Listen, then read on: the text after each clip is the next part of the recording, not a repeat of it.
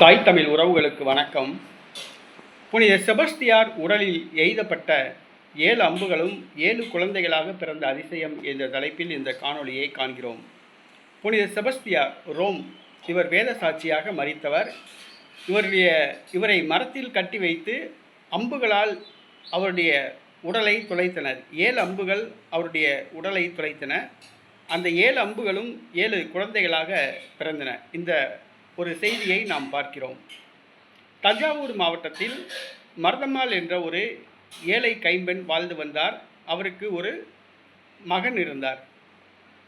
அவர் மிகவும் சிரமப்பட்டு குடும்பம் நடத்தி வந்தார். ஒரு முறை குளத்தங்கரையில் உள்ள மரத்தடியில் சாப்பிட உணவில்லாமல் பசியால் அவரும் அவருடைய குழந்தையும் மயங்கி கிடந்தனர். அப்பொழுது சருகணியில் நடைபெறுகிற பாஸ்கா திருவிழாவிற்கு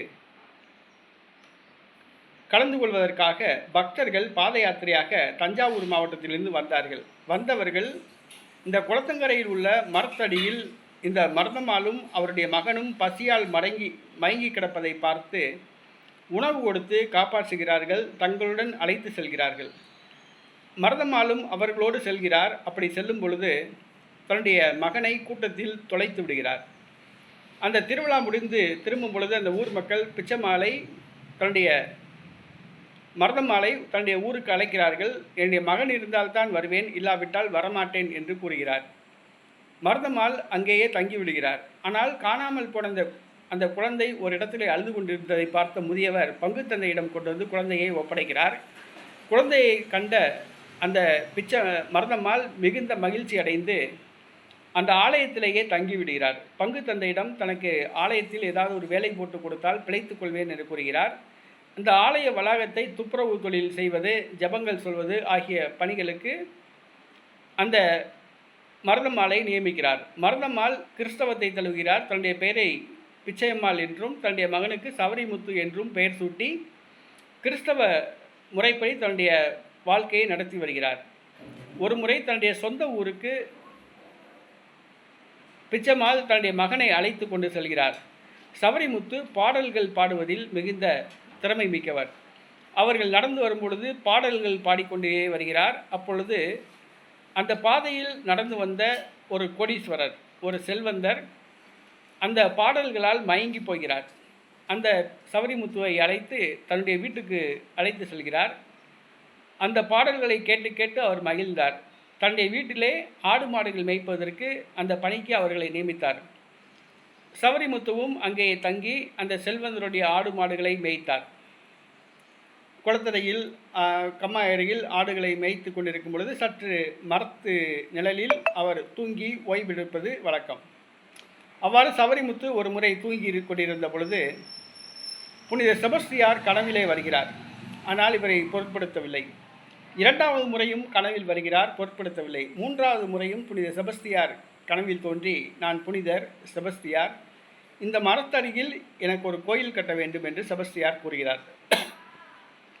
உடனடியாக பதறி போய் தன்னுடைய தாயாரிடம் கூறுகிறார். தாயாரோ இதை முதல்ல சொல்லியிருக்க வேண்டியதானே என்று கூறி அந்த மரத்தடியில் ஒரு குடிசை அமைத்து அந்த குடிசையில் புனித செபஸ்தியார் சுருவத்தை வைத்து கோயில் கட்டுகிறார்கள். அந்த இடம் புதுக்கோட்டை மாவட்டம் கந்தர்வக்கோட்டை அருகில் உள்ள மாங்கனூர் என்ற இடம்.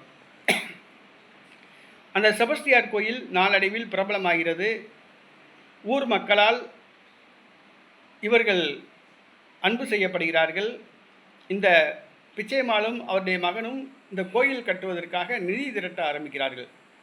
ஊர் ஊராக சென்று வீடுகள் தோறும் சென்று கிறிஸ்தவ பாடல்களை வீட்டு வாசலில் நின்று பாடி பணம் வசூல் செய்து அந்த கோயிலை கட்டுகிறார்கள்.